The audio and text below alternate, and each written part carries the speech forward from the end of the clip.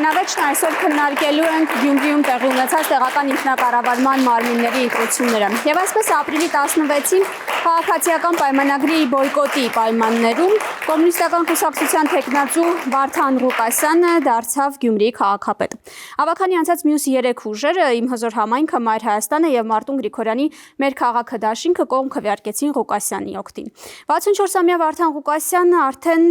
5-րդ անգամ է ստանձնում Գյումրիի քաղաքապետի պաշտոնը, այս անգամ 13 տարվա ընդմիջումից հետո։ Այսօր քննարկմանը մենք հրավիրել էինք նաև Մայր Հայաստանին եւ Մեր քաղաքը դաշինքին, նրանք սակայն մերժեցին մեր հրավերը։ Եվ այսպես իմ առաջին զրուցակիցն է Միջազգային անվտանգության հետազոտական հայկական ինստիտուտի տնօրեն Սոպա Սաֆարյանը։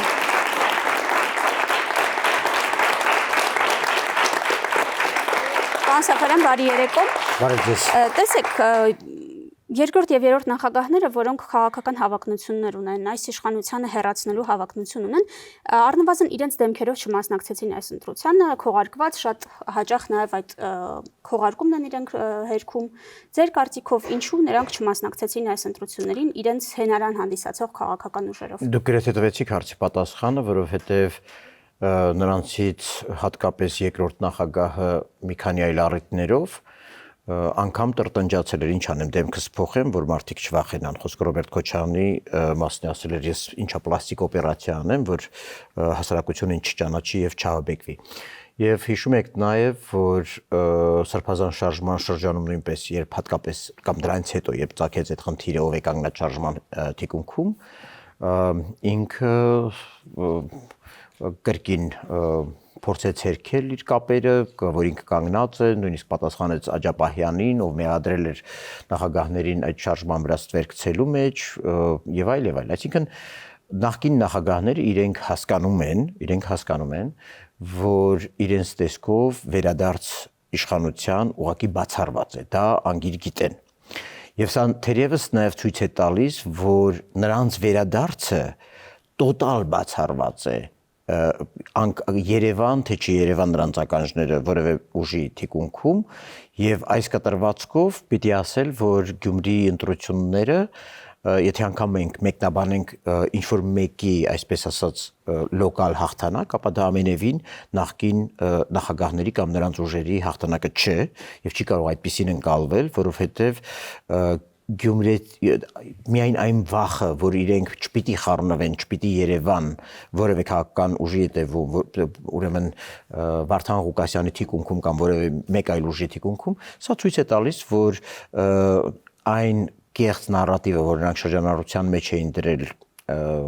կամ ավելի ստույգ այդ ուժերը շրջանառության մեջ էին դրել Գյումրիի ընտրությունների ժամանակ, թե իբրև իշխանափոխություն են անում թիմ ընտրությունների միջոցով, Հայաստանի երկրորդ քաղաքից ու կեղծիք էր զուտ պահպանելու այն ռադիկալ էլեկտորատին, որը իշխող կուսակցությանը քվեարկել չի պատրաստվում կամ չէր պատրաստվում եւ որին կորցնել նրանք չէին ցանկանում գոնե առնվազն 2026 թվականի խորհրդանական ընտրություններից առաջ։ Պարոն Սաֆարյան, բայց նույն ժամանակ ընտրվում է Վարդան Ղուկասյանը, այսինքն դեռ դրանք անդրադառնանք ձայների մեծամասնություն չհավաքելով քաղաքապետը դառնում, բայց այնուամենայնիվ գյումրեցիների մի մասը ձայն է տալիս հենց Վարդան Ղուկասյանին, որը նույնպես այդ նախկին բարքերի հավաքական կերպարն է, ինչպես է այդպես ստացվում։ Ընդհանուր առմամբ այս ընտրություններում ես ողբերգական համարում եմ ոչ թե այն, որ Վարդան Ղուկասյանը կարող է վերադառնալ քաղաքապետի աթոռին, այլ որ 2018 թվականի հեղափոխության այսպես ասեմ, արժեքներից կամ ձևավորած մթնոլորտից հետո կարող է Վարդան Ղուկասյանի մտքով անցնել, որ ինքը կարող է վերադառնալ։ Որովհետև տեսեք, մենք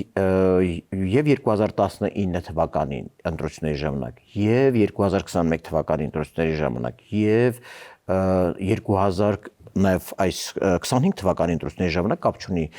լոկալ մակարդակում, այնուամենայնիվ ունենք մի 20%, որը նախկինում օգտվել է իշխանության բարիքներից եւ գարաժի խնդիր է եղել, խանութի խնդիր է եղել, տարածքը սեփականացնելու խնդիր է եղել։ Ի վերջո, գիտեք, որն է աբսուրդը, որ Գյումրիի ընտրությունների համար կարող է առաջադրվել մի տեխնացու, որի վերաբերյալ քննվում է 40 դրվագանոց գործ։ Եվ այդ 40 դրվագները վերաբերում են քաղաքապետի պաշտոնում նրա կայացրած օրենքի հետ վիճելի։ Ասեն 7 տարի է իշխանության ընթող քննեին այդ գործը եւ Վարդան Ղուկասյանը հնարավորություն չունենալ առաջադրվելու։ Դուք ասում եք առնվազն զարմանալի է, որ Վարդան Ղուկասյանի նման կերպարը պետք է առաջադրվի։ Ինչու՞ չառաջադրվի։ Դա առաջինը ես եմ ասում։ Ինչպես կարող է նա առաջադրվել։ Խոսքը ամենևին օրենսդրական պահանջները անտեսելով նրա տեխնացությունը չգրանցելու մասին չէ, որովհետեւ մեկը իշխանություններին ոչ միայն չի խրախուսի, այլ նաեւ թույլ չի տա մենք քաղաքացիական հասարակության եւ նաեւ հասարակության լայն անդամները, որպեսզի որևէ տեխնացու չգրանցվի զուտ իշխանության կմահաճության կամ կամայականության արդյունքում։ Խոսքը վերաբերում է նրան, ճիշտ եք ասում, 6 տարի անցել իշխանապողությունից, Թավշյա հեղափոխությունից հետո եւ մարդ, որը կարող է անցնել 40 դրվագներով, դեռևս այդ գործը գտնվում է դատարանում եւ դեռևս օրենքը այնպեսին է, որ նա 3 օրինակ տեղի ունեցած դատավարության ընթացքում կարող է ուղղակի պահանջել, որպեսզի իր հանրային ծառայության վերաբերող եւ իր հանրային իշխանության իրականացմանը վերաբերող իր որոշումների մասին դատաքննությունը տեղի ունենա առանց տեսաձայնագրումների։ Սա ուղղակի աբսուրդ է, հասկանում եք, այս ամեն ինչը։ Եվ դուք ասում եք իմ ընդդիմախոս, ես ասում եմ, այդ ընդդիմախոսը ես եմ, որ ես էլ իշխանությունը ասում զարմանալի է, թե ինչպես պետք է Վարդան Ղուկասյանը առաջադրվեր, հենց այդպես։ Ես դա եմ ասում, որ ինչ որ մի բան այլևս այնքան շեղ է գնում, որ Վարդան Ղուկասյանի մտքի ծայրով կարող է անցնել, որ ինքը կարող է հավակնել։ Ըստ որում, եկեք հիշենք Վարդան Ղուկասյանի առաջին հայտարարությունները նա արել է ոչ թե նրա համար, որ ինքը Ռոբերտ Քոչարյանի, Սերժ Սարգսյանի եւ երկրորդ, երրորդ նախագահների թիմերով գալիս է իշխանապողություն, ասում էր քրեական գործեր հարցեցիք, գալիս է իշխանություն։ Նա ասում է, քանի որ իմ դեմ քրեական գործեր եք հարցել, ես մտնում եմ քաղաքականություն։ Այսինքն այդ մարդը բացահայտ ասել է, որ ինքը գալիս է իր անձնական խնդիրները լուծելու։ Եվ դրա տակ տեղի ունեցել մեծ կեղծիք Գյումրիի ընտրողի համար, որ եթե անգամ նա չի ընդունում իշխանությանը կամ չի պատրաստվում քվեարկել իշխանության տեխնացուի օգտին, այդ մարդը հավատացել է, որ այնտեղ իշխանապողությունը է սկսվելու, չիմանալով, որ Վարդան Ղուկասյանը եկել է իր անձնական քրեական գործերը եւ քրեական հոդվածների հետ կապված խնդիրները լուծելու։ Սա է ամբողջ իրականությունը, որ Գյումրիում մոլորության մեջ է գցել եւ Գյումրիում նաեւ կներեք, պայմանավորել ընտրողները մոլորության մեջ են ընկել, պարոն Սաֆարյան, թե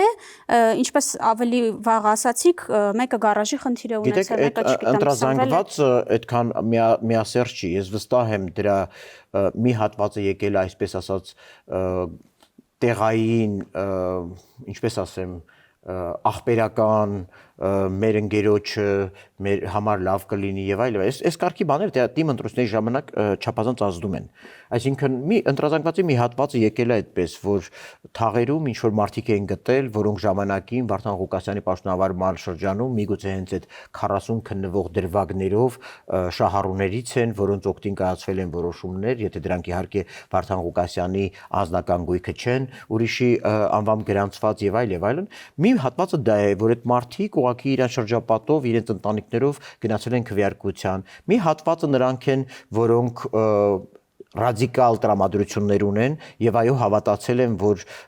այսպես ասած, քանի որ Նիկոլ Փաշինյանը քայլերթը սկսել է հեղափոխության Գյումրիից, ապա ինչպես իրենք էին ասում, իշխանության հերացումն էլ պիտի տեղի ունենա Գյումրիից։ Հավատացել են այդ նարատիվին, մի կողմ թողնելով, թե ինչ ասում Վարդան Ղուկասյանը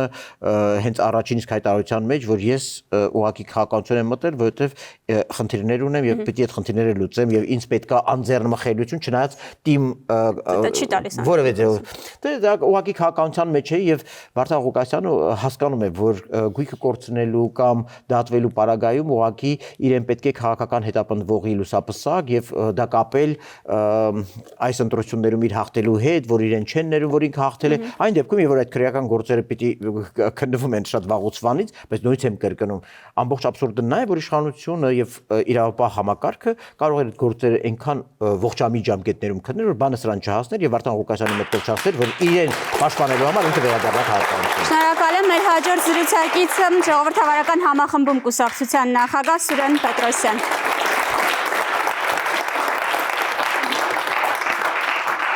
Բարերկո պարոն Պետրոսյան, նույն հարցը ձեզ, ինչպես է ստացվում, որ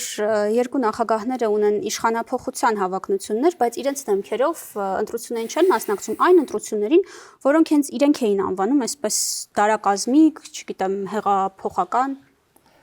Ես դրա մասին բազմիցս խոսել եմ, որ այդտեղ մի կարևոր ճշգրտում, ոչ երկրորդ նախագահ, ոչ երրորդ նախագահ իշխանափոխության հավակնություններ որևէ կերպ չունեն։ Խոսույթի իրականությունը շատ տարբեր է, եւ նրանք անգամ չեն կարող պատկերացնել, որ դա կարող է լինել։ Գոնե այս փուլում։ Նրանց հիմնական խնդիրը կամ հիմնական հակառակորդը որևէ պարագայում Նիկոլ Փաշինյանը չի։ Դա մեծ կեղծիք է, որովհետեւ նրանք մանիպուլացնում են հասարակությանը եւ սեփական թիմերին։ Իրենց համար մահացու վտանգավոր հակառակորդներ են մեկը մյուսի համար։ Երկրորդ նախագահի համար երրորդ նախագահն է մահացու հակառակորդ եւ երրորդի համար երկրորդը եւ հակառակը, այսինքն։ Հիմա Գյումրու ընտրություններում իրենք այսպես ասած քողարկված ուժեր առաջնորդելով լիկվիդացնում էին միմյանց սպառնալիքը։ Ցեք, այս ամբողջ գործընթացը կամ գործընթացի հիմքում ընկած է միայն պայքարը պարլամենտական ընդդիմության մեջ կամ տիտղոսակիր ընդդիմության համար ընդդիմադիր դաշտում առաջին տեղը զբաղեցնելու համար։ Ուրիշ որևիցե պայքար այստեղ չկա։ Առանձին որպես այդպեսին որևիցե մեկը Նիկոլ Փաշինյանի իշխանության հետ խնդիր չունի։ Որևէ խնդիր չունեն։ Ես ձեզ մի փոքր այլ տեսանկյունից ավելի ասեմ։ Կարծում եմ, որ որևիցե մեկը չի ընդդիմանա այն մտքին, որ մեր այս ամբողջ 30 տարիների ընթացքում, պայմանական եմ ասում 30 նախկին իշխանությունների ժամանակ, քաղաքական տեսանկյունից սրբության սրբոցը եղել է ֆինանսական կապիտալի կուտակումը, նեղ խմբային շահից ելնելով, նեղ խմբային։ Այդ կապիտալը եւ այն, ինչ իրենց համար քաղաքական առումով եղել է մշտապես առաջնահերթություն, որևիցե կերպ Նիկոլ Փաշինյանի իշխանության ժամանակ չի վտանգվել։ Եթե ինչ-որ մանր դրվագներ են եղել, ապա համակարգային չի վտանգվել։ Նախագահները դատարանի առջև էին կանգնած։ Կանգնածը մեկ այլ բանա պատասխանատվություն կրել եւ այլ, նույնիսկ դատապարտվելը այլ խնդիր է, բայց երբ որ դուք կպնում եք նրանց ֆինանսական ռեսուրսներին, որի համար նրանք իրենց ամբողջ կյանք իրենց թիմերով ըստ էության պայքարել են եւ դրա հիմքում բացարձակապես չի եղել պետական շահ, հանրային շահ, ազգային շահ եւ այլ։ Եթե դուք այդ կետին չեք կպնում, ինչի մասն է խոսքը, ինչ մոտիվացիա պետք է լինի որպես այդպեսին։ Ես կրկնում եմ, նրանց հիմնական խնդիրը ընդդիմադիր դաշտում առաջին տեղը զբաղեցնելն է, որ ժամանակը գա, երբ Նիկոլ Փաշինյանը պետք է իշխանությունը հանձնի կամ փոխանցի, ինչպես կուզենաք ասել, առաջին տեղում լինեն իրենք, որ այդ իշխանությունը ինքնաբերաբար անցնի իրեն, կամ երբ որ այդ իրավիճակը կլինի, ասեն ընդդիմության դաշտում առաջին համարը այսպես թե այնպես են, այսինքն ինքնաբերաբար այս մարդը պետք է լինի իրեն հաջորդողը։ Դուք համաձայն եք այս տեսակետով։ Ես Սուրեն Պետրոսյանի գրեթե բոլոր դիտարկումների հետ համաձայն եմ, բացառությամբ վերջին դիտարկմանը համաձայն եմ, որ այս ամբողջը նախ մի հատ լրացում էլ անեմ, եթե ուշադրություն դարձնեք, գիտեք քաղաքականության մեջ կորելացիաները տարբեր հարթությունների վրա տեղի ունեցող երևույթների միջև կապը, առավել եւս երկու անհատների դեպքում, որոնց համար այո ես էլ համաձայն եմ, որ հանրային շահ, ազգային շահ եւ այդ մնացած բոլոր խնդիրները Գյումրիի ապագա, Գյումրիի բարեկեցություն, այս բոլոր խնդիրները չկան։ Ուշադրություն դարձրեք, որ այս ամբողջը զուգորդվում էր այն этаպի հետ, երբ որ Սահմանադրական դատարանում ապօրինի գույքի բռնագանձման մասին օրենքի սահմանադրականություններ քննարկվում բոլոր հոդվածներով։ Սա երեք խոշորագույն, ես կասեի երկու խոշորագույն հարցերից մեկն է, որոնք քննվել են այս տարիների ընթացքում Սահմանադրական դատարանում եւ հուզել են երկու նախագահներին։ Մեկը մարտի 1-ի գործի վերաբացման խնդիրն էր, որը փակուղի էր մտել նախկին դատախազի կողմից ընտրված որակման պատճառով եւ որը Սահմանադրական դատարանի որոշմամբ ուրեմն վերավորակման հնարավորություն տրվեց դատախազության եւ դա տեղի ունեցավ։ Երկրորդ Սահմանադրական դատարանի կողմից այս օրենքի քննությունն է, որովհետեւ երկու նախագահներն եւ նրանց ընտանիքի անդամները այս պահին, այս տարիների ընթացքում, այս երկու տարիների ընթացքում անցնում են այդ վարույթներով, նրանց պատկանող, ես ասեմ մի քանի տասնյակներ, դուք հասկացեք հարյուրավոր տասնյակներ անշարժ գույքեր, բաժնեմասեր եւ այլ, գտնվում են այդ վարույթի շրջանակներում եւ գտնվում են արգելադրման տակ։ Հիմա հայտնվել է մեկը, որը նույնպես ունի ապօրինի գույքերի որոշումների պահպանման խնդիր եւ ահա ինքը եկել է առաջին պլան, ասում է ես խոսքը Վարդան Ղուկասյանի մասն է, ես իմ խնդիրները լուծելու համար եկել եմ։ Իրականում այդ շարժը որ հանենք ազգափրկչական, հայրենափրկչական եւ այլ, որ ես համաձայն եմ պարոն Պետրոսյանի հետ, տակը շատ մերկանցիլ, շատ անձնական հաշվարկ է, որ առավել եւս եւ որ հունվարից նրանք գտնվում են խոր գզվրտոցի մեջ, նրանք գրեթե արդեն առաջի դեմքերի մակարդակով երկրորդ դեմքերի մակարդակով իրար ինչ բառ ասեցին Սերժ Սարգսյանի եւ Ռոբերտ Քոչարյանի թիմերը եւ հանկարծ միավորվեցին հարց տվել ենք այդ ինչն է միավորումը այ այս զարգացումը բայց թույլտվեք ավարտեմ գիտեմ որ երկար խոսեցի ես պարոն Պետրոսյանին թույլ կտամ լրացնել ժամանակը բայց ինչու ես համաձայն չեմ նրա հետ որ ես համաձայն եմ որ ինչպես ասացի 26 թվականից առաջ դաշտում այո արմատական ընդդիմության շարքերում առաջինը լինելու դրոշակակիրը լինելու խնդիր կա բայց ես վստահ եմ որ Սերժ Սարգսյանը խորունկ եւ նաեւ դա գոնե իր այն հայտարարությունից է որին ես հավատում եմ ինքը գիտակցում է որ ինքը իշխանության չի կարող վերադառնալ եւ նաեւ չի էլ հայտարարել որ ուզում է վերադառնալ եւ ինքը չի լինի երբեք այն սուբյեկտը որին Նիկոլ Փաշինյանը ընտրություններով պարտվելով 26 թվականին կամ որևէ այլ եղանակով փոխանցի իշխանություն Հայաստանում իշխանապողության մեխանիզմը այլ է լինելու եւ այլևս այլ է եւ այս ընտրությունները դա բացարձակապես այլ պատկեր են բացում եւ նրանք վերադառնալու այլ նկատի ունեք ինչ ընտրություններով միայն ընտրություններով եւ նրանք չեն լինելու այդ մեկը որը ընտրություններով հավաքի այնքան քվե որ իշխանությունը փոխանցվի իրենց բայց նրանք գիտակցում են մի բան ուշադրություն դարձեք բոլոր այդպիսի քրեական գործերով անցնող նախագահները նախընտրում են ունենալ քաղաքական ապահովություն թիմեր որոնք կլինեն օրենսդիր իշխանության մաս հա ունենալ ֆրակցիաներ դա իրենց անվտանգության բարձիկն դա իրենց այո անվտանգության բարձիկն է այս խնդիրն է որ իրանք ուզում են լուծեն եւ այդ դաշտում իհարկե գյումրեցուներ հայաստանցիներ կարող են մոլորացնել թե իրենք շուտով վերադառնալու են իշխանություն վերցնելու են իշխանությունը իշխանապողություն այսինքն դուք համաձայն եք պարոն Պետրոսյանի հնչեցրած այն մտքի հետ որ Գյումրիում պայքարը ոչ թե կենտրոնական իշխանություն ունեցող քաղաքացիական պայմանագրի եւ ընդդիմության միջև էր այլ ընդդիմության երկու թևերի երկրորդ նախագահի եւ երրորդ նախագահի ուժերի միջև գիտեք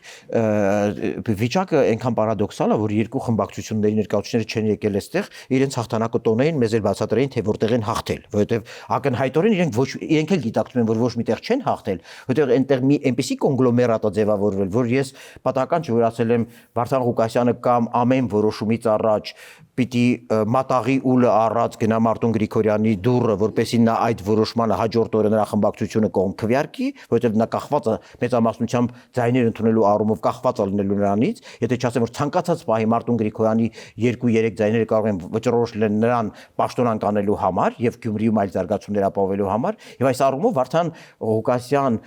քաղաքապետի քաղաքական ճակատագիրը մարդկային ճակատագիրը մարդկայնորեն բոլորին մաղթում եմ երկարակեցություն, բայց քաղաքական ճակատագիրը չափազանց անորոշ է եւ այդ դաշինքը երկար կյանք չի կարող ունենալ առավել եւս որ խորհրդանական ընտրություններին 1 տարի ժամանակ է մնացել եւ նրանք խոշոր առումով միմյանց հետ մրցելու են թե ով է խորհրդարանում այդ 5% 7%-ը հաղթարելու որպես քաղաքական ուժ եւ դաշինք եւ այս կտրվածքով այո թերևս համաձայն եմ որ պայքարը եղել է նրանց միջև բայց այնպեսի մի տարօրինակ բան է ձևավորվել արդյունքում որ նույնիսկ նրանք չեն կարող հիմնավորել որ իրենք հաղթել են որևէ տեղ անգամ Շնորհակալ եմ քաղաքացիական պայմանագիր կուսակցության անդամ Վովա Հակոբյան Պարոն Հակոբյան, լսեցիք տեսակետները, փաստորեն ստացվում է Գյումրիում պայքարը երկու ընդդիմադիր թևերի միջև էր։ Դուք դրա հետ համամիտ եք։ Բնավ համամիտ չեմ, որովհետև ակնհայտորեն ամբողջ 8 թիմեր պայքարում են քաղաքացիական պայմանագիր կուսակցության դեմ եւ մեկ ճակատով էին հանդես գալիս, ճիշտ է երկու տարբեր թիմերով Քոչարյան եւ Սարգսյան, բայց ակնհայտ էր որ Լևոն Բարսեղյանի թիմը ո՞ր կողմից էր։ Լևոն Բարսեղյանի թիմը դա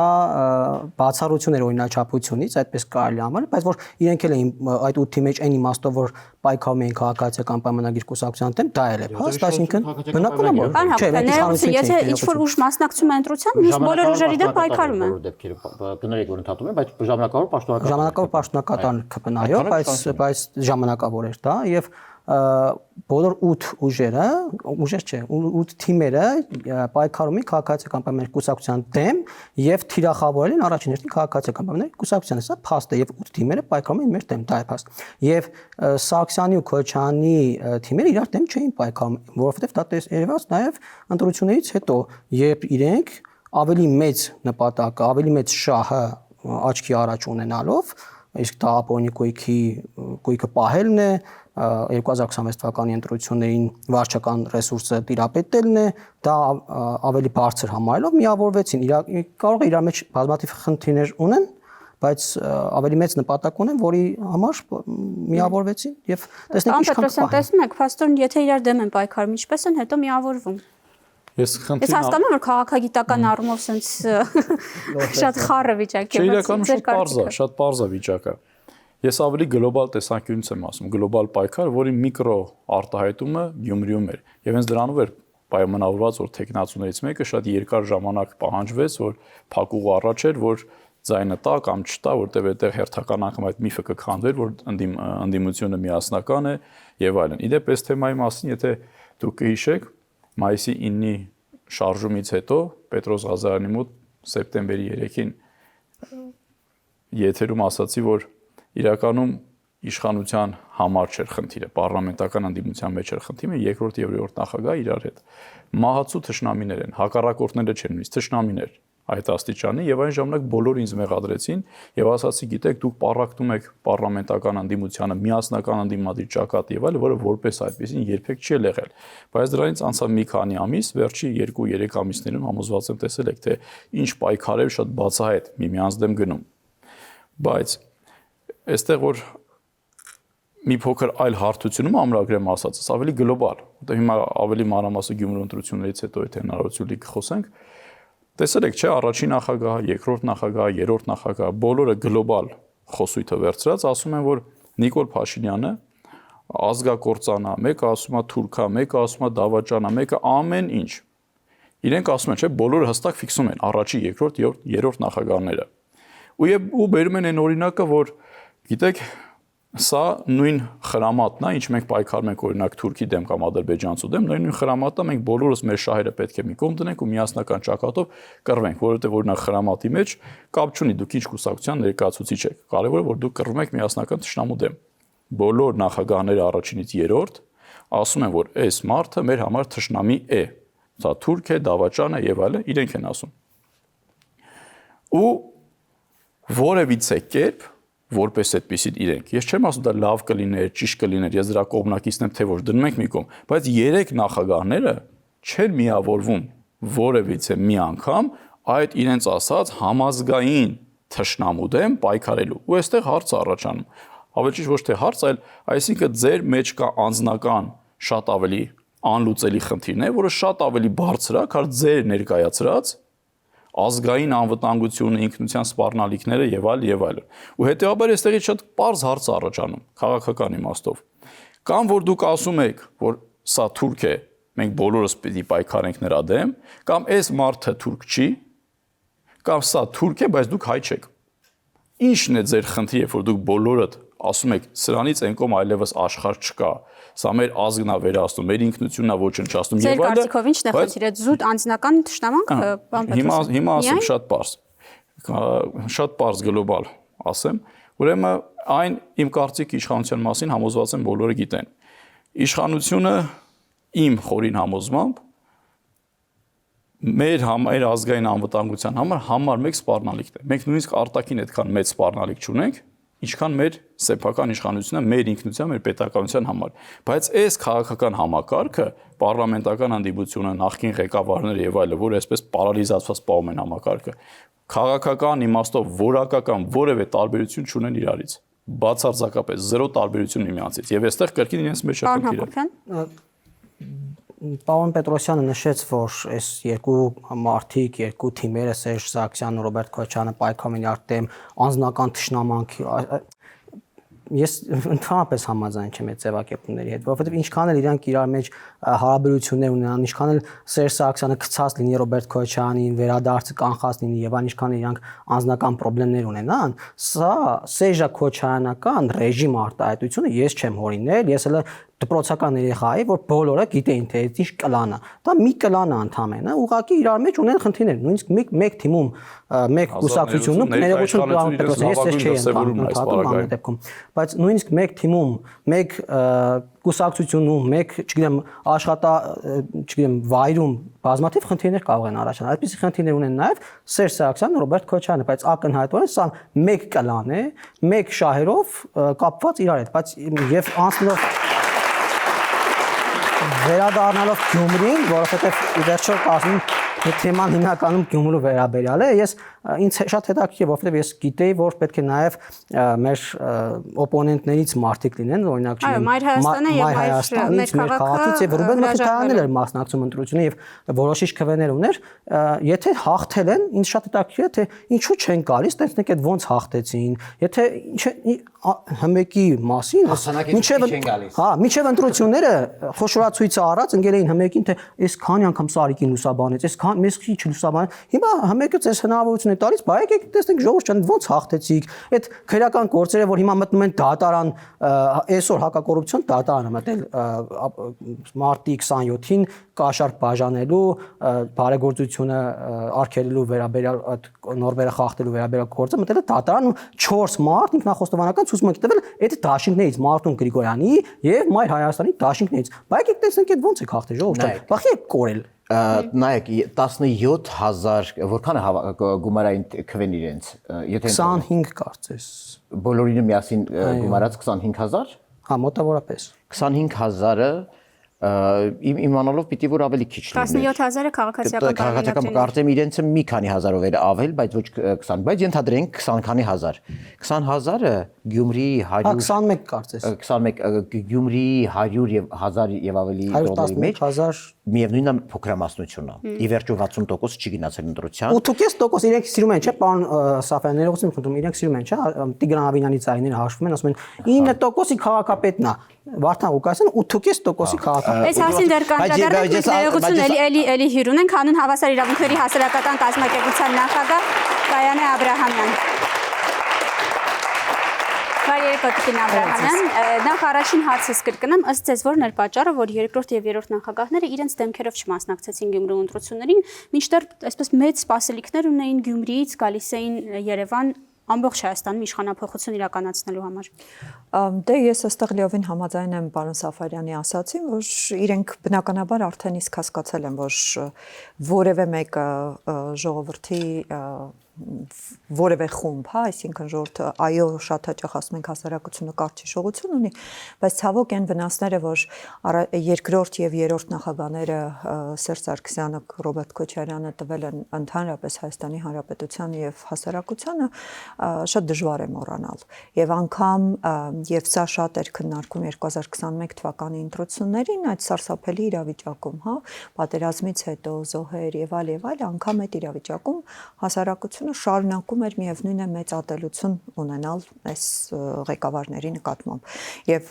հասկանալի է որ իրենք հասկացել են ի վերջո որ քաղաքական դաշտը պիտի նոր դեմքերով լցնեն բայց սա շատ ավելի նաեւ վտանգավոր իրավիճակ է ստեղծում հատկապես 2026-ին ընթառաջ որ նաեւ մեր հանրության զգոնությունն է մոզում նոր դեմքով էր Մարտուն Գրիգորյանն էր նոր դեմք Վարդան Ղուկասյանն էր նոր դեմք ես դրա համար նկատի ունեմ 2026 թվականին հատկապես նաեւ այս դասերը քաղելու տեսանկյունից իրենք շատ ավելի նոր դեմքերով են ի հայտ գալու եւ այս առումով շատ ավելի զգոն պիտի լինի նաեւ մեր հասարակությունը։ Ռուբեն Մխիթարյանը ու Կարեն Սիմոնյանը նոր դեմքեր էին անում։ Իրականում այնտեղ կային նոր դեմքեր, այո, Ռուբեն Մխիթարյանը չնայած արդեն իսկ շատերը երևի թե ճանաչում էին, հասկանում էին գոնե այն քաղաքական հիմնական ուղեծիրը, որը առաջ էր մղում, բայց ամեն դեպքում գոնե դեմքի տեսանկյունից, այսինքն զուտ քաղաքական որպես բան, հա, դեմք նոր։ Դուք համաձայն եք պարոն Պետրոսյանի այն պնդման հետ, որ սա ոչ թե իշխանության համար պայքար է, այլ ընդդիմադիր դաշտում առաջնորդի դերը ստանձնելու։ Այստեղ գիտեք մի քանի շերտ է, այսինքն իրենք բնականաբար ունեն պլան հիմնականում իշխանության համար, չնայած մենք Հայաստանը ընդհանրապես այնպիսի իրավիճակում է, որ շատ հաճախ իմ մոտ տպավորություն է, որ իրենց եթե հիմա օրինակ իշխանությունը սկուտեղի վրա էլ իշխանությունը հանձնի, իրենք չեն վերցնելու, որտեղ հասկանում են, որ այն ամպագորգոր հայտարարությունները, որ հաճախ տեսնում ենք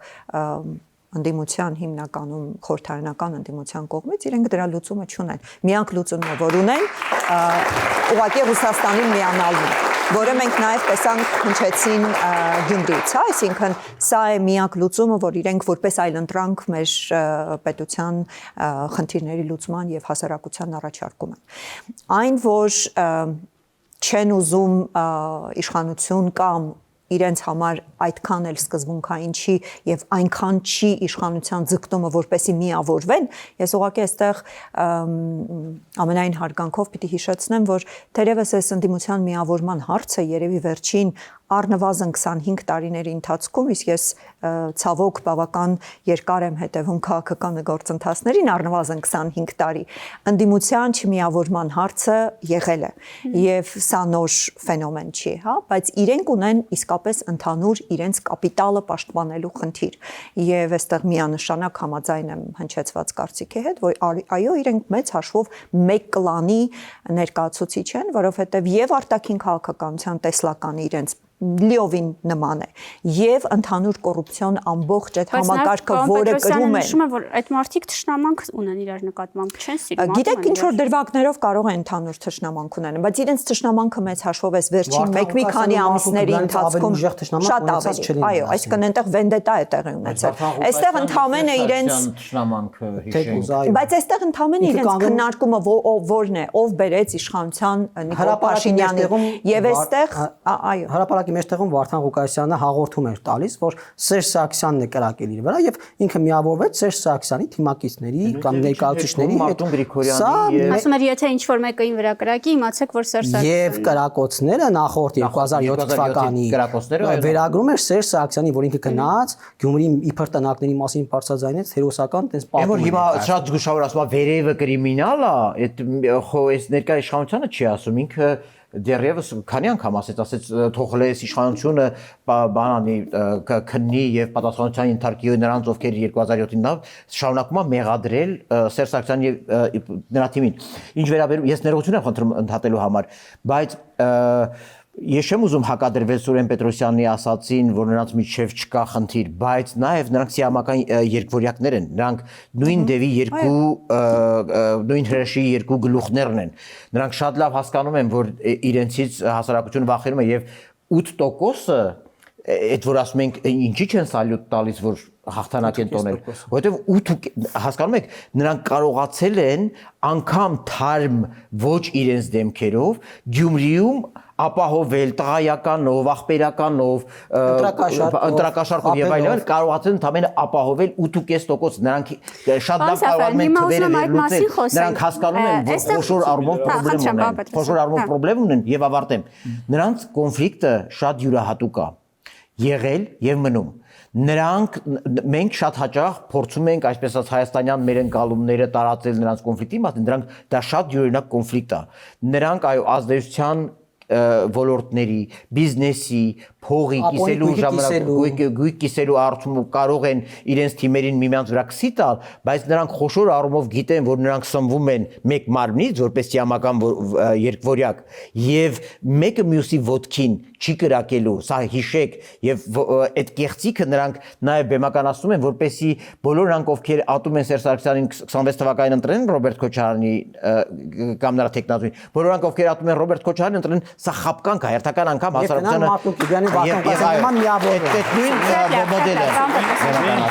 Մի լրացում անեմ,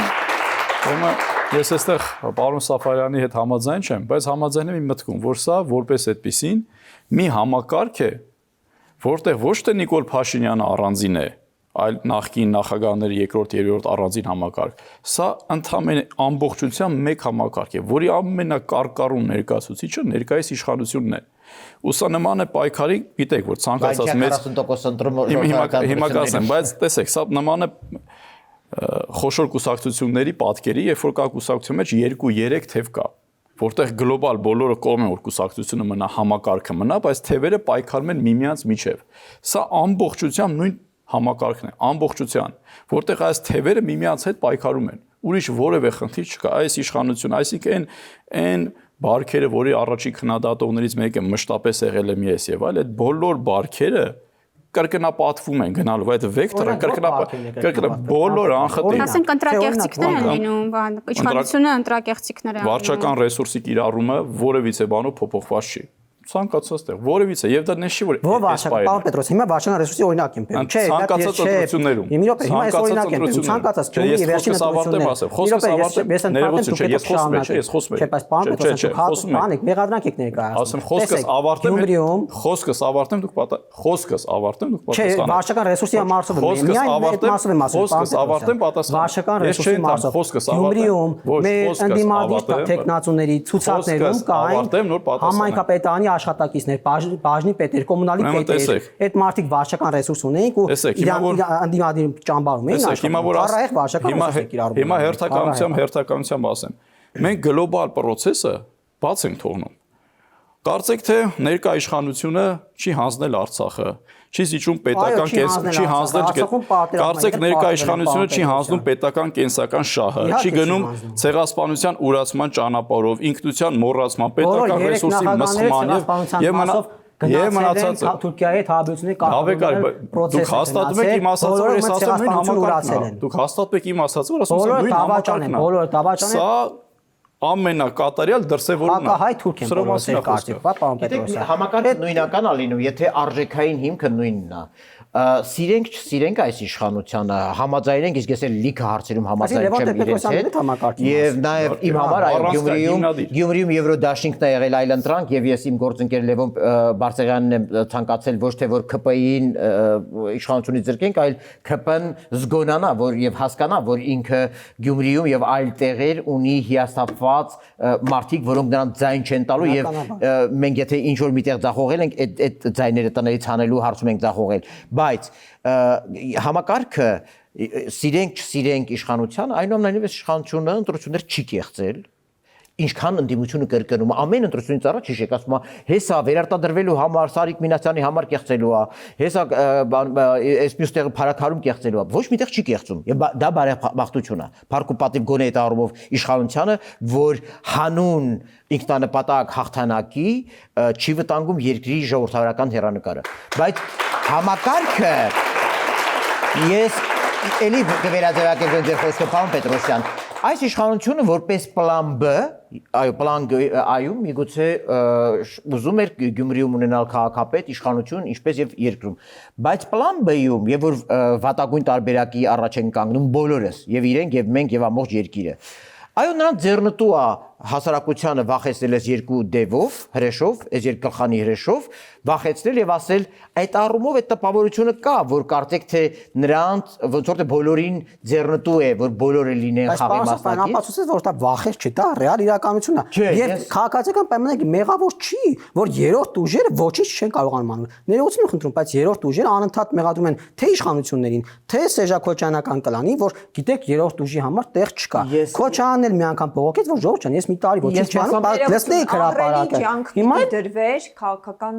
դաշտի փոփոխության վրա։ Դա էլ ռեֆորմը։ Այսինքն դա իշխանության պարտավորությունն է։ Ամբողջ կրիմինալը դիմակով ասի ես կառավարի եմ։ Բացարձակ իրավունք չուներ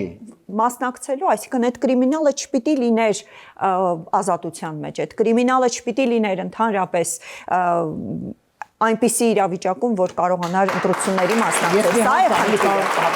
Այսինքն այստեղ է պատասխանատվությունը եւ ոչ թե ներողությունը։ Ուրեմն զավեշտը այն աստիճանի է, մենք բոլորս ենք չի հասկանում, որ գործող օրենսդրությունը պարտադրել է տեխնացուներին կլինեն նրանք կրիմինալ թե ոչ կրիմինալ ցուցակներով հանդես գալ։ Ասենք Վարդան Ղուկասյան անունը համադրեք կոմունիզմի, կոմունիստական կուսակցության հետ, համադրեք հավատի հետ, հա։ Հիմա պարոն Հակոբյանը ինչ անի։ Չէ, ես ուզում եմ ասել, որ հարցը հետեւյալն է։ Այս 6 տարվա ընթացքում միթե հնարավոր չէր, քանի համայնքում մենք այդ խնդրեմը ունեցանք։ Եվ ունեցանք իմ հայրենի համայնքում։ Չէ, հարցը ո՞րն է։ Եկեք մոդելը փոխենք, Ինչ մոդել վերցնենք։ Եթե մենք այս համասական կուսակցական համակարգը, որ մենք թույլ ենք տվել արդեն կրիմինալին կրիմինալիզացնել քաղաքական կուսակցությունները, գնալ նրանց անվան տակ, հանդես գալ, ամեն մեկը մի կուսակցության տակ գնալ, փոխենք, որ այլ մոդելներ կան թիմ ընտրությունների։ Պիտի փոխվեր դրանք եւ մենք չենք ունենա այս զավեշտը, Նկատի ունեք ինչ մոդել, օրինակ առաջարկեք ինչ-որ մի մոդել, որ ենթադրյալ կրիմինալը չկարողանա մասնակցել ընտրություններին։ Եղել եմ համասնական ընտրակարգի կողմնակից խորհրդանական ընտրությունների համար, բայց ներեցեք, չեմ մնում այդ մոդելի կողմնակից տիմ ժամանակ։ Բայց տիմում էլ Վարդան Ղուկասյանը արդեն ոչ թե կոմունիստական կուսակցությամբ կարաչադրվել, այլ անհատ կարաչադրվել, ի՞նչ տարբերություն, պարոն։ Մեծ հաշվով մենք չէր տարբերություն, այստեղ այն չարած աշխատանքի հետևանքն է, այսինքն մենք Գյումրիում տեսնում ենք սիմպտոմները, բայց տեսնում ենք այդ ամբողջ հիվանդության խորքայնությունը եւ հասկանում ենք, որ ընդ որում սրա պատկերը մենք տեսանք նաև Վանաձորի ընտրություններում, երբ որ դեռ 2018-ից անընդհատ ասվում էր, ընդ որում Վանաձորում տարբեր դերակատարներ ասում էին, որ Մամիկոն Ասլանյանը չի կարող դեռևս մնալ ազատության մեջ եւ ինչ տեղի ունեցավ, միայն ընտրություններից հետո այդ գործերը հարուցվեցին եւ այլը եւ այլը։ Նույնը հիմա մենք կտեսնենք նաև Գյումրիում։ Եվ այստեղ նաև ինչպես պարոն Սաֆարյանը ասեց, սա նաև իրենց հնարավորություն է տալիս ձեռք բերել այդ քաղ բանտարկյալի լուսապսակը։ Մինչև ընտրությունն են անում, ասում են դե նախընտրական շրջաններ իշխանությունը պատրաստվում էր եւ լիկվիդացրեց իր չեզոքացրեց իր մրցակիցներին։ Ընթացքում են անում, ասում են ավելի վաղ սկսելու մասին է։ Այսինքն ես սա հիմա ասում եմ, բայց սա ասել եմ նաև 2019-ին եւ դեռևս ինքս նաև դրա պատասխանատուներից մեկն էի եւ երկար ջանքերից հետո այո ապօրինի գույքի բռնագանձման օրենքը ի վերջո ընդունվեց, բայց այդ օրենքի իրացման տեսանկյունից, հա, իրավակիրառ պրակտիկայում մենք տեսնում ենք դեռևս խնդիրներ։ Հիմքերը նայենք հողի վրա ինչա կատարվել, էլի, ներողություն եմ խնդրում։ Իհարկե օբյեկտիվ են այդ քննադատությունները, որ 7 տարի անցել է եւ process-ը երկար է տևում, բայց մենք պետք է նաեւ հասկանանք օբյեկտիվ հիմքերը դրա։ 2018 թվականից հետո, երբ իշխանության եկավ իմ քայլը դաշինքը, միանգամից չէր կարող այդ հարցերը լուծել։ Պետք է օրենսդրական դաշտ լիներ, պետք է մաքրվեին իրավահամակարգը։ Մի ասեք, որտեղ այդ օրենսդրական դաշտի հիմնադիրներից մեկն էլ ես եմ եղել։ Եվ հիշենք, որ եկանք բախվանք այնքետի, եւ 2020 թիվ եկավ կոവിഡ്, հետո պատերազմ, հետո հետպատերազմական շրջան, այսինքն 2-3 տարի մենք 2 տարի մոտավորապես ժամանակ կորցրեցինք տանը։ Համաձայն եմ, բայց ես բերեմ մեկ այլ օրինակ։ Հենց ապօրինի գույքի բռնագանձման մասին օրենք 2020 թվականին ընդունվել է, ու դա մենք տեսնում ենք, որ բոլոր գործերը, ես հետևում եմ բոլոր գործերին, լուսաբանում ենք այդ գործերը, բոլոր գործերը ընթանում են գրեթե իդեալական են իմաստով, որ չկան ցկցկումներ, որ տեսնում եք այլ դատարաններում, չկան ցկցկումներ, անհարկի ինչ-որ միջամտություններ։ Շատ լավ, որովհետև այս դատարանը, հակակոռուպցիոն դատարանը եւ այդ ամբողջ համակարգը շատ ավելի ճիշտ հիմքերով ձևավորվեց։ Մինչդեռ այն ամբողջ դատական համակարգի բարելավման, առողջացման process-ը եւ այդ vetting-ի process-ը, որ պիտի իրականացվեր, չարվեց այնպես ոնց որ պիտի արվեր։ Դա է նաեւ իմ եւ պարոն Սաֆարյանի պարբերական նաեւ քննադատությունը է։ Որպես մեր քաղաքացիներին է բարձրին ինչի մասն է խոսքը։ 90 թվականից սկսած, այսինքն անկախացման օրվանից սկսած, ուսումնասիրվում են այդ գործերով անցնող մարդկանց եւ նրանց շրջապատի փոխկապակցված անձանց բոլոր ֆինանսական շարժերը, հազարավոր էջերով հազարավոր էջերով գործեր են եւ այդ ոչ միայն ուսումնասիրվում են, այլ պետք է կան դատան, ամբողջը ուսումնասիրվի եւ նոր վճիռ կայացվի։ Այսինքն դա պարզ չէ, ինչ ծավալի։ Շատ լավ, պարոն Պետրոսյանն էլ հնարավորություն տակ խոսելու, ներողություն պարոն Սաֆար, պարոն Պետրոսյան, դուք համամիտ եք այն մտքի հետ, որ ինչ որ բան է պետք փոխել, որովհետեւ փոքրամասնությունը 8% ստացածը դառնում է քաղաքապետ, 36 ու ինչ որ բան ստացածը չի դառնում քաղաքապետ։ Համակարգն է պետք փոխել, բայց մինչեւ համակարգին անցնելը պարոն Սաֆարյանին պատասխանեմ նախ, այսինքն այս ընտրությունների տրամաբանությունը ինչպես է, որ ստացվում է, որ անդիմությունը հաղթում է եւ այլն կամ հասկացաք։ Ուրեմն անկախ Հայաստանի պատմության ընթացքում երբեք չի եղել, որ անդիմությունը ունենա այսքան ռեսուրս, անգամ սրա 10%-ը, որքան ներկայիս ընդդիմությունը ունի։ Այդ թվում նաև մեդիա ռեսուրսներն են։ Բոլոր ռեսուրսներն ա վերաբերում, ֆինանսական, մեդիա, բոլոր, նույնիսկ չի եղել, մեկ որ ունենա իր հայտարարեցին, ասեն, քանի լրատվամիջոցը, կարծեմ 40 լրատվամիջոցի մասն էր խոսում։ Հարցի մյուս կողմն է, որևիցե մեկը չի ունեցել նույնիսկ իրենց 10% ունենա ռեսուրսները, ֆինանսական, մեդիա, այդ թվում նաև որոշ չափով մարդկային, այսինքն ճյուղավորումներ եւ այլն։ Նույնիսկ վատ իմաստով չի եղել ավելի բարենպաստ պայմաններ իշխանափոխություն իրականացնելու համար, բայց դա գործնականում հնարավոր չի ու փառք Աստծո, որ իրենք ի վիճակի չեն լինելու իշխանության գալու։ Բայց տեսեք, այս վիճակում նման ընդդիմությունը, պարլամենտական ընդդիմությունը իշխանության համար Աստծո պարգև է։ Եվ այս պարագայում անգամ շատ դեպքերում իրականում պետք է չի անգամ ինչ որ մի բան կեղծել շատ դեպքերում, բայց ես այս կեղծումների երկու խոսքով կանադառնամ։ Ու նաև սա հետաքրքիր կերպով իշխանությունը նաև աշխատացնելու է այս кейսեր օրինակները ավելի մեծ process-ների ժամանակ։ Նախ կրկին հասարակությանը վախեցնելու են։ Ասում են, գիտեք ինչ, եթե չընտրեք մեզ, տեսակ Գյումրիում։ Եթե չընտրեք մեզ, տեսեք Գյումրի միշտերի ունեցավ։ Եթե տեսեք, ու նաև ցույց են տալու մենք եւ ժողովրդավարություն ենք արել, ասել Հակոբյանի ասած ապացուցումներ են, որ դա շատ վատ հերանեկար է։ Ես հա պատկերը սա, այսինքն շատ դեպքերում երբ որ դուք ունեք այսպիսի ընդդիմություն, անգամ հազար ներողություն, անգամ կարիք չկա շատ դեպքերում, բայց նաև մյուս կողմին անդրադառնանք։ Ես բավականին շատ եմ շրջում գյուղերով, համայնքներով եւ ընդհանրապես։ Դուք չեք պատկերացնի ինչ համատարած սարսափի մեջ են այն մարդը, որ ինչ որ միտեղ աշխատում է, նույնիսկ այդ թվում նաեւ օրինակ դպրոցում։ Ոչ թե վեր կենան դուրս գան ոչ թե վեր կենան օրինակ ասում ենք հանրահավաքի մնացածի, այլ ինչ որ քաղաքական ենթատեքստ, քաղաքական ենթատեքստ, դիմադիրների ցուցակներում եղել են այս մարդիկ, չի նշանակում 100%-ը։ Բայց 100% պետք է այն ընդդիմության ցուցակներում լինեն, այսինքն եթե դուք ինչ-որ միտեղ ունենում եք 10 ներկայացուցիչ, դա չի արտացոլում ամբողջ հասարակության պատկերը։ Ես ասում եմ ամեն տեղ, որտեղ դպրոցից այլ տեսեք, հիմա կարող է այդ մարդը ունի այլ բանով փոխարինելու աշխատանքը, կարողացել է կոմպենսացիա, չի փոխարինվել։ Լավ է կարել, չեք փոխարինել։ Ես ասում եմ ցուցադրական օրինակները որոշ չափով այլ է, Գյումրում մեկ օրինակ որտեղ 5 հոգի կառավարման համակարգում միջին օղակի ներքևից սկսած բոլոր կեսի շարժումներ հարմարողականությունը ձեզ եւ մեզ մեկնաբանում են որպես այսպես ասած վախի դրսևորում թե շատ հնարավոր է, բոլոր քաղաքապետաներում ես տեսել եմ հարմարվել են բոլոր մեծամասնություն փոքրամասնությանը, պարոն Պետրոսյան։ բազմաթիվ մարդիկ ում վրական քրեական գործեր, որոնք պատրաստ ժամանակ, երբ որ հանկարծ որոշակի քաղաքական ակտիվություն կցուցաբերեն, եւ դա ամենևին էլ մարդկանց մասին չէ, ովքեր քրեական անցյալի կրող են եւ այլն եւ այլն։ Բոլորի վրա քրեական գործ կա, որ նոր առաջանում։ Այս կարգը որ կա, սա նույն տրամաբանությամբ շարունակվում գնալով ավելի խստանում։ Դուք ասում եք համակարգն է պետք փոխել, իմ հարցին թե ինչպես է ստացվում, որ փոքրամասնությունը դառնում է իշխանություն քաղաքում։ Ինչպես փոխել այդ համակարգը։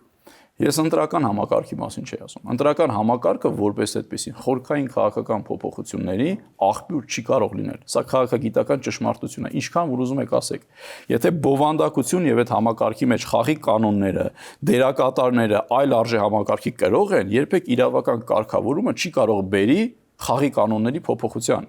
Խաղի կանոնները ձևավորվում են այլ արժեքներ ունեցող այլ դերակատարների կողմից, որոնք եւ սահմանում են խաղի կանոններ, եւ առաջինը իրանք են հետամուտ լինում, որ պահպանեն այդ խաղի կանոնները։ Մեզ մոտ հազար ներողություն, ինչքան ուզում եք օրենք փոխեք, որևիցե բան չի փոխվել, որովհետեւ բովանդակությունը այլ է։ Նույնիսկ մի օրինակ ձեզ բերեմ։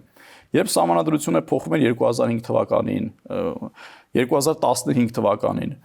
հռոմեական ներողություն, Վենետիկյան ակումբի նախագահ Ջանի Բուկիկյոն ազգային ժողովում նույնիսկ 1.5 էջանոց զեկույցը ազգային ժողովում նույնիսկ մի այսպիսի արտահայտություն արեց, ասելով որ գիտեք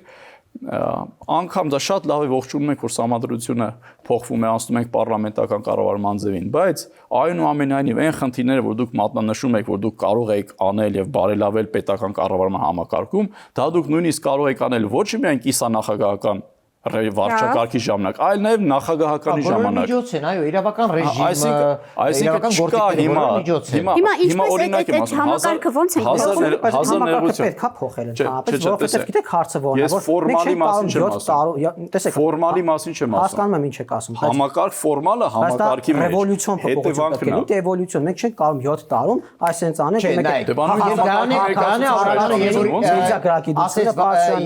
ինձ հակադարձեց ասեց, եթե մեծամասնական ընտրակարգներ դիմում Վարդան Ղուկասյանը կառաջադրել այդպես, ես ինչու լռեցի, որովհետև խոշոր առումով ես համաձայն եմ դրա հետ, որովհետև իրականում բա ինչու եմ ես ասում մթնոլորտը, Պարոն Հակոբյանը ասեց,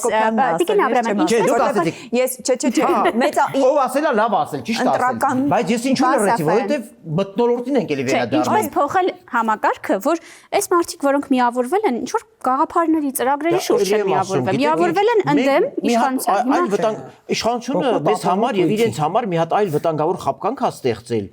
Կրիմինալին անվանել անդիմություն, թույլ է տալիս որպես, լսեք,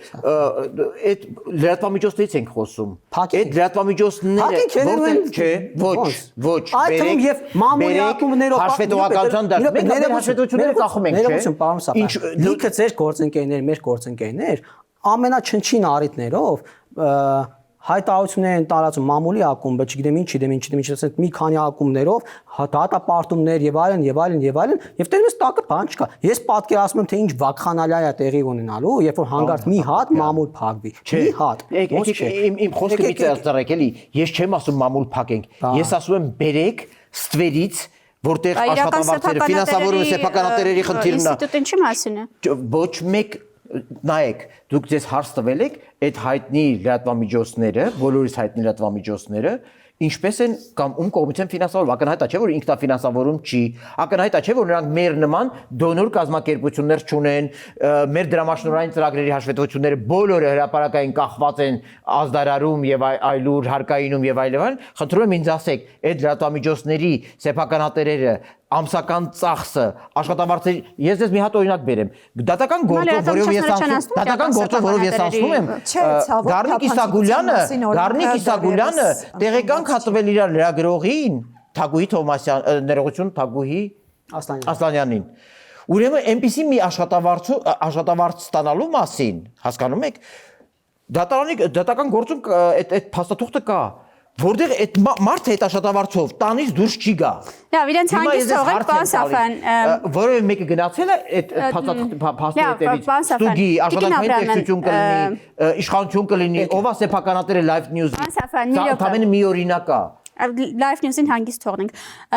Տիկին Աբրահամյան, ինչպես փոխենք համակարգը, որ նախ մարդիկ միավորվեն գաղափարների շուրջ, եւ երկրորդը, որ ձայների մեծամասնություն հավաքած ուժը կարողանա ունենա նախ ընդհանրապես արդար է փոքրամասնության սա իրականում արդար չի, բայց ամբողջ աշխարհում լինում է փոքրամասնության իշխանություն։ Սա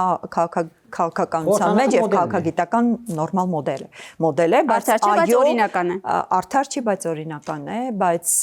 սա նաեւ խոսում է քաղաքական մշակույթի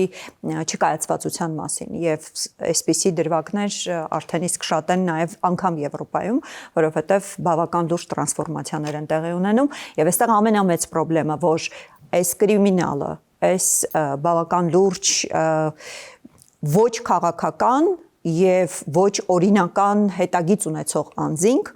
կիրառելով ժողովրդավարական գործիքները, այդ թվում մեդիաները, մեդիա ռեսուրսները, այդ թվում ժողովրդավարական process-ը ընտրությունների, կիրառելով դրանք ուղղակիորեն ձևախեղում են ամբողջ ժողովրդավարական հասկացողությունը ընդհանրապես հասկացությունը որպես այդպիսի։ Այո, սա միայն մեր ֆենոմենը չի, սա հիմա ամբողջ աշխարհում է տարածված եւ տեսակ Ռումինիայի օրինակը, որը ուղղակիորեն այնտեղ, քանի որ բավական լուրջ մեխանիզմներ են կիրառվել եւ ֆինանսական եւ այո, հանրային կարծիքի ձևախեղման ուղղակի արգելեցի։ Բայց այստեղ մեկ այլ խնդիր կա, պարոն Սաֆարյանը խոսում է մեդիայի թափանցիկության մասին, մեդիայի ֆինանսական հոսքերի, բայց ես նաև անverջ խոսում եմ կուսակցությունների, այո, կուսակցությունների ֆինանսական հոսքերի մասին, կուսակցությունների ֆինանսական հնարավորությունների մասին։ 2017 թվականից, երբ մենք նաև հետաքննություն այդ առումով արեցինք, 2017, 18, 19 թվականներին 20 թվականին անգամ դատախազություն եմ ուղարկել բավական մեծ փաթեթ, որպեսզի հասկանան հանրապետական կուսակցության եւ դաշնակցության ահռելի անշարժ գույքը, ես չեմ ասում ֆինանսական, նաև այնտեղ մնացած բոլոր հնարավորությունները, ռեսուրսները, այլ բացառապես 70 տասնյակից ավել, այսինքն 70-ից ավել անշարժ գույք ունեն, որտեղից արդյոք դրանք հանրային գույքը չեն սեփականացնորված, արդյոք այդտեղ կոռուպցիոն լուրջ խնդիրներ չկան, արվել է որևէ գործողություն, ոչինչ չի արվել, սա եմ ասում, երբ իսկապես իշխանությունը այս վերջին առնվազն 6 տարիների ընթացքում շատ լուրջ աշխատանք պիտի տաներ իրականացնել, շարունակում են այդ նարատիվները բանանել ու մեծ կեղծիք ենք ձևավորել Գյումրեցու եւ բոլորի համար, հետո շուռ են գալի Գյումրեցուն մեղադրում ենք, թե ինչու այդ ընտրությունը կատարել։ Եվ այստեղ այո, ես մեղադրանքին էի նաեւ ուզում անդրադառնալ, որովհետև շատ գյումրեցիների հետ խոսելիս եւ հարցնում ես ինչպես եղավ, որտեղ ընդ որում գիտեմ մարդիկ, որ հենց իսկապես գնացել են եւ ընտրել են Վարդան Ղուկասյանի եւ հիմնական պատճառաբանությունը եւ սա շատ վտանգավոր է, որ վախն է եղել։ Այսինքն, որտեղ ասում են մարդիկ, եթե այսքան տարի այս մարդը չի դատվել, որն է մեր երաշխիքը, որ եթե ինքը մեզնից գալիս պահանջում է քվե, մենք եթե հիմա իրեն մերժում ենք, որն է երաշխիքը, արդյոք ունենք երաշխիք, որ վաղ ինքը դատարանում է լինելու, վաղ ինքը չի գալու եւ շատ ավելի վատ հետևանք ուղղակիորեն նամակներ եմ ստանում գյումրեցիներից, այս ընտրությունից հետո, որտեղ առաջին տողոց սկսում է, չի ուզում ձեր գրառման տաքսագրեի, որովհետեւ ես ապրում եմ այնտեղ, սա նշանակում է վախը վերադարձել է։ Եվ այո, անպատժելիությունը, երբ Վարդան Ղուկասյանը կարող է դուրս գալ շորորալ, մարդամեջ, գեղամեջ, քաղաքամեջ եւ այլ շորորալ եւ ապացուցել, որ ինքը անպատժելի է, սա ներեցեք իհարկե ազդելու է քաղաքի մթնոլորտի վրա։ Մի բարեբախտություն կա։ Իհարկե Վարդան Ղուկասյանը փոքր պտուտակ է ամբողջում, առավել եւս եւ որ գիտակցում է, որ ինքը 100 եւ 100,000-անոց քաղաքում ճունի մեծամասնության աջակցությունը, ինքը փոքրամասնության կողմից ուղղակի քաղաքապետի աթոռը զբաղեցնող անձ է, սա բարեբախտություն է։ Բայց խոշոր առումով այդ համայնքը արդեն ինչ որ վախ է սողոսկում եւ նաեւ այո, եթե մենք չպահենք գլոբալ մթնոլորտը անաղարտ, չգիտեմ, ժողովրդական ուժերի համար, ես ընդունում եմ իդեպ ձեր քննադատությունը նաև երրորդ ուժերի բանով, որովհետև այնպես չի, որ երրորդ ուժերը պիտի Գյումրին կամ որևէ մարդ հիշեն միայն ընտրությունից ընտրություն ու հայտնվեն այնտեղ։ Այդ քննադատությունն եմ ընդունում բոլորիս հասցեին, բայց բոլոր դեպքերում կենտրոնական իշխանության պարտականությունն է ուղղակի թույլ չտալ այս հիբրիդային պատերազմի դարաշրջանում ոչ միայն արտաքին դերակատարներին օգտագործել ներքին խամաճիկներին պետականության դեմ եւ լվանալ ու էրոզիայի ենթարկել պետականության հիմքերը քաղաք առ քաղաք, գյուղ առ գյուղ, այլ նաեւ թույլ չտալ, որպեսի ամենատարատեսակ ապաքաղաքական խմբավորումներ կարողանան ստեղծել իրենց համար անվտանգության կամ քաղաքական բարձիկներ իրենց ապօրինի գույքը, հարստությունը,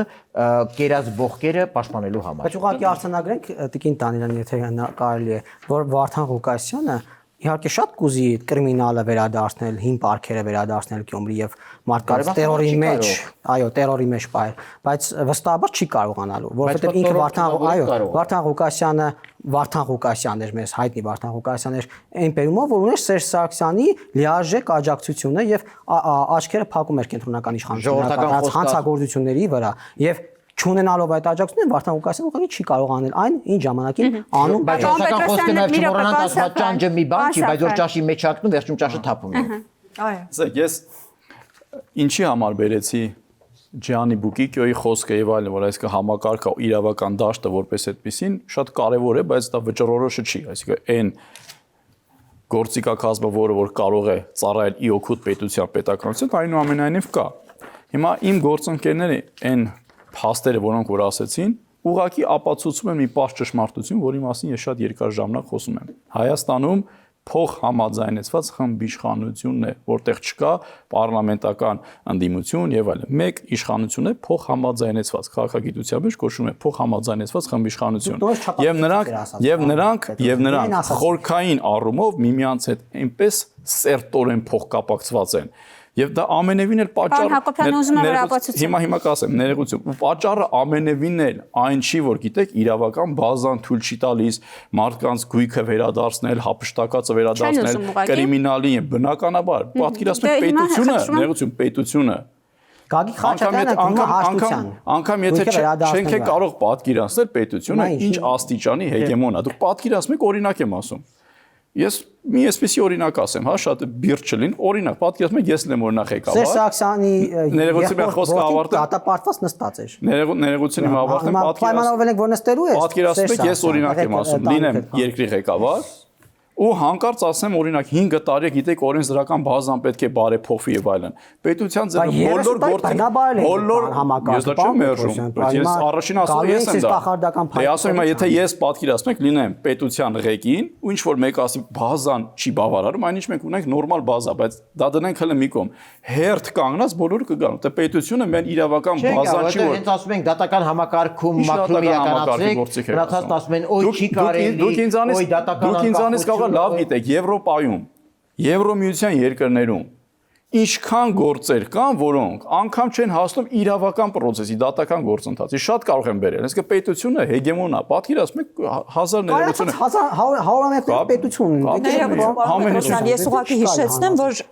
ուղղակիորեն 1.5 տարի առնվազն կամ 2 տարի պահանջվեց 2019-20 թվականներին, որպեսզի ընդհանրապես սահմանադրական դատարանը փոխվի եւ կարողանանք իսկապես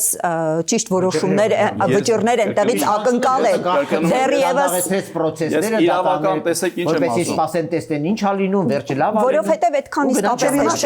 մենք կարող ենք քննադատել Բայց եթե դուք իրականում պետության ղեկավար եք, մինչև իրավական գործընթացի հասնել, եթե դուք ունեք 1% նպատակ այդ խնդիրը լուծել, մինչև իրավական process-ին հասնել այնքան գործիք ա կազմի Չեմ ասում հակաօրինական դաշտի հետ եկեք վերադառնանք Գյումրի ժամանակը արտադատական եղանակները կամ ատյանները, բայց դրանք չգիտեմ վերաբերելի դրան։ Ապօրինի գույքի բնականցման օրենքը նաև դրա մասին էր, հա, այսինքն որպեսի հնարավորինս կարճացնի այդ ամբողջ process-ը որոշակիորեն, բայց մի դիտարկում ուղղակի որպեսի իսկապես պատկերացնեք, թե որքան դժվար է այդ անել, չնայած ես ինքս դրան շատ քննադատաբար եմ մոտենում եւ կարծում եմ, որ բավարար այնուամենայնիվ գործիքակազմը չի կիրառվել, բայց անցած տարի մի համաժողովի էի հակակոռուպցիոն եւ այնտեղ ԱՄՆ պետդեպարտամենտի պաշտոնյայի հետ խոսելիս խոսում էինք նաեւ Գագիկ Խաչատրյանի գործի հետ կապված, որովհետեւ այնտեղից արդեն ակտիվների վերադարձման գործընթաց է սկսվել եւ բնականաբար չեմ ցիտում ով է ասում, բայց ուղղակի ցիտեմ ինչ էր ասում, որ ասում էր մենք ապշած ենք, թե ինչպիսի ֆինանսական սարսափելի գործարքներ են արել եւ բավական ճիշտ նաեւ գործարքներ են արել նախկին իշխանությունները, այնքան որ շատ դժվար է իրավական ճանապարհով դրանք իսկապես կոռուպցիոն կոռուպցիոն որպես կոռուպցիոն գործարք որակենք։ Այսինքն այս տեսանկյունից անգամ շատ ավելի կայացած եւ իրավակարգավորումներ ունեցող պետությունը շատ բարդ է իրենց համար անգամ հասկանալ թե ոնց պետք է այդ կապերը օֆշորներում եւ այլը հետ բերել։ Բայց հազար ներողություն, պետությունը կարողանում է առանց ներպետական իրավական համակարգի օրինակ առնել սահմանազատում անել, նույն ձայնագրությունները կա, չէ՞, ինչպես է Նիկոլ Փաշինյանը Արթուր Վանեցյանին հրահանգներ տալիս եւ այլ։ Այս ամեն ինչը հրահանգ տվեց, նա հրահանգը կասեք։ Խաչատուրովի ձերբակալություն եւ այլն։ Չէ, հրահանգը ասեք, ինչ հրահանգ տվեց։ Ձերբակալություններ վերադարձնել։ հրահանգը տվեք, ինչ Արթուր Վանեցյանը։ Շատ հեռացանք թեմայից սահմանազատման process-ը Նիկոլ Փաշինյանինով գտնվում էր ժամանակը հնարավոր է անել խախտելով ամբողջ սահմանադրությունը, բայց վերադարձ անել չի կարելի հափշտակածը պետությունից, որտեղ նրանք բոլորը խմբիշխանություն են։ գնանք ապօրինի Ես ուզում եմ պարոն Սարիկ Մինասյանը ով ասում հակասահմանական է։ Սահմանադրական դատարանը բանը վճիռակայ ասած սահմանադրական դատարանից ներքին ընթացակարգ սահմանազատման։ Սահմանադրական դատարանից գերակայից էր վերադառնում ենք Գյումրիին։ Տեսեք, Սարիկ Մինասյանը ասում էր, որ Գյումրու կառավարումը դատապարտված է ձախողման, ճգնաժամը անխուսափելի է եւ Գյումրիին պետք է նոր արտահերտ ընտրություններ։ Մինչդեռ երբ որ վարչապետին հարց ուղեցին այս մասին, նա ասաց, որ տեղական ինքնակառավարման մարմինների հետ աշխատանքի հետ կան կանոններ ու դրանք պետք է պահպանել։ 1 րոպե, պարոն Պետրոսյան, վերադառնալով Գյումրու լոկալ խնդիրներին, ընտրված ավականին կաշխատի թե դատապարտված է ձախողման։ Անկեղծ կասեմ, բացարձակ պատկերացում չունեմ, որովհետև այդպես ասեմ, շատ իհարկե ամենայն հարգանքով գյումրեցիների նկատմամբ առաջինը գյումրեցիների կենսակերպ իրենց առաջնահերթությունը բնականաբար չափազանց կարևոր են, բայց քաղաքական գլոբալ ենթատեքստում, այսպես որպես այդպեսին, այստեղ որակական անձերին դնենք մի կողմ համակարգային առումով որակական որևէ փոփոխություն չեղավ, այդ խմբիշխանական փոխհամաձայնված խմբիշխանության մոդելը ինքը շարունակում է մնալ։ Որակական որևէ փոփոխություն չկա, կամ այն պատրանքները, ընդդիմություններ չի ասում, ազատագրումը սկսում է Գյումրիից, հիմա Գյումրին ազատագրենք եւ այլ։ Նախ մի կողմ դնենք, որ Գյումրին երբեք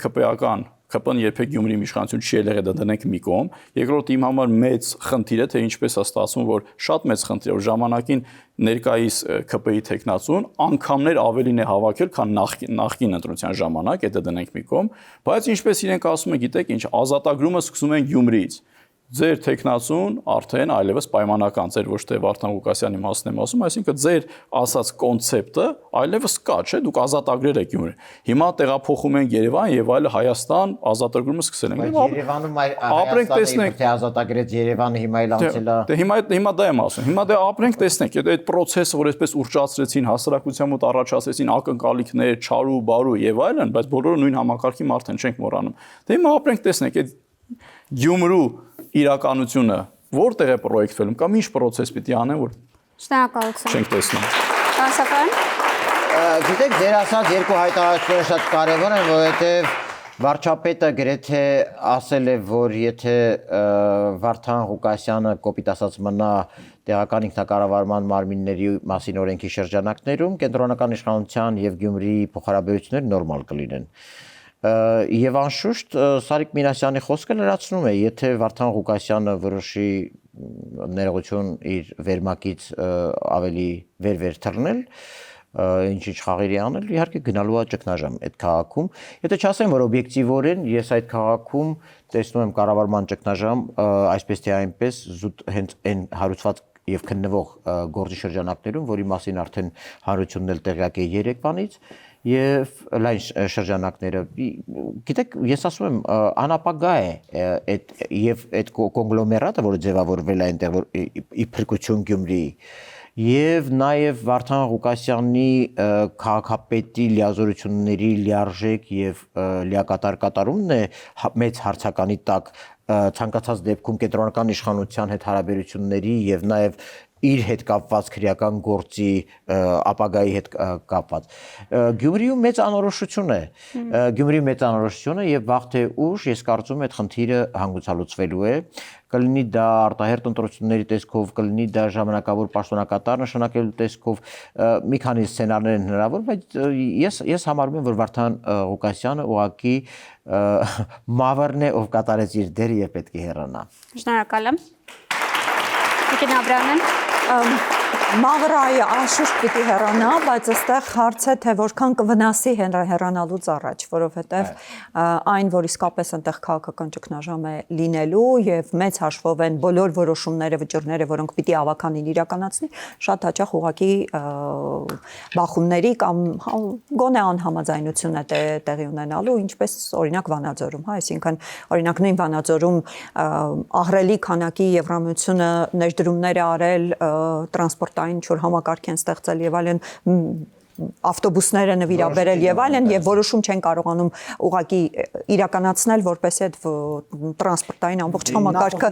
ծառայի նախորդ եղավ իմ եւ ձեր ճանաչած եվրոպական որևէ Վարդան Ղուկասյանի բացառապես ես հենց դա եմ նաեւ ուզում ասել որ նաեւ վնասի տեսանկյունից նկատի ունեմ որոշակիորեն արտաքին քաղաքականությունը որովհետեւ եթե տեսնենք թե այս վերջին 1 ամսվա ընթացքում ռուսական մամուլը որքան է գրել եւ որքան է անդրադարձել ընդհանրապես Գյումրիի ընտրություններին, մենք կհասկանանք նաեւ այդ ամբողջ անդրադարձի մեջ բնականաբար հիշելով թե կայսրության համար այս քաղաքը ինչ կարեւոր է եղել ժամանակին 100 տարի առաջ ռուսական ռազմաբազայի կարեւորությունը եւ այլն, հասկանում ենք, որ սա իսկապես շատ կարեւոր է, բայց Վարդան Ղուկասյանը այս առումով վնասներ տալու է եւ պիտի հնարավորինս, բայց այս վնասը հասկանալի է եւ պիտի հասկանանք թե որն է այստեղից քաղած դասերը եւ ոնց պիտի դրանք հնարավորինս կանխել առաջիկայում։ Սա նկատի ունեմ նաեւ հիբրիդային ազդեցության տեսանկյունից, Ռուսաստանի ներգրավվածության տեսանկյունից, որովհետեւ այստեղ ակնհայտ էր նաեւ իրենց որոշակի աջակցությունը, ֆինանսական աջակցությունը չենք կարող ասել, կապիտալի աջակցություն չենք կարող ասել, որտեղ չունենք դրա համար ապացույցներ, բայց որ որոշակի աջակցություն նաեւ այդպես տարբեր կուսակցությունների կողմից արկային փող չի տալիս, Ռուսաստանում ասած ծախսեք։ Այո, դուք ձեր սուղերձներ եղել էին Մայր Հայաստանի հետ կապված, իսկ Վարդան Ղուկասյանը ուղիղ հայտարարեց, որ կոմունիստական կուսակցությունից ներդրումներ էր բերում։ Հա, այդ հեքիաթները թողնենք մի կողմ, որովհետև ինքը նաև Արդահանուշ Սասուներ հետ բերում, բայց այդ դնենք մի կողմ, նաև վերջին ճեպազրույցի ընթացքում ասաց, որ կողմ է միութենական պետություն մտնելուն, ուղիղ հայտարարեց այդ մասին, ասաց այո։ Ուղղակի քաղաքական ապաստանի հիմքեր է ստեղծում, որպեսզի Ռուսաստանում իրեն տեղ տա։ Չեմ կարող ասել, բայց ինքը հերո չի իրենից, երբ որ համար անկախությունը բացարձակ արժեք չի, ինքը դա ասեց այո, արժեք չի, բայց վերադառնալով պարոն Մինասյանի եւ վարչապետի հայտարարությունը, ես չեմ կարծում, որ դրանք իրար հակոտնյա են, որովհետեւ պարոն Մինասյանը ասել է, ինչ ինչ տեղի կունենա փաստացի, որովհետև մենք մինչև ընտրություններն է ասել ենք ինչ տեղի կունենա ընտրությունից հետո եւ տարածիորեն տեղի ունեցան, իսկ հիմա չի կարող ճգնաժամ չլինել, որովհետև Վարդան Ղուկասյանը ստացել է ձայների 20%-ը, ունի 8 մանդատ 33-ից Աբագանիում, մյուս ուժերը, մյուս 3 ուժերը, որոնք աջակցում են Վարդան Ղուկասյանին քաղաքապետ դառնալ, աջակցում են միայն քաղաքապետ դառնալու հարցում։ Մյուս հարցերում ասել եմ որ համագործակցություն չի լինելու, կլինեն այն դեպքում, երբ որ sense, երբ որ նենց, այսինքն կլինի այն դեպքում, երբ որ իրենց շահերը կհամադրվեն, այսինքն մեկ հարց լուծելու համար 4 քաղաքական ուժ պետք է կարապը խեցգետի նկայլացու կամ մեկը իր կողմը քաշի, մինչև տեսնեն որտեղ կհամադրեն իրենց շահերը եւ այդ հարցը լուծեն, այսինքն մատաղի ուլը պիտի առնի եւ 3-ի տուրը։ Եվ այդ իմաստով ես ուզում եմ օրինակ ցույց տալ, որ Գյումրիում մենք ունեինք կոալիցիոն հուշագիր Բալասանյան Տաշինքի հետ, որտեղ արժեքային այդպիսի տարաձայնություններ շատ չկային, որտեղ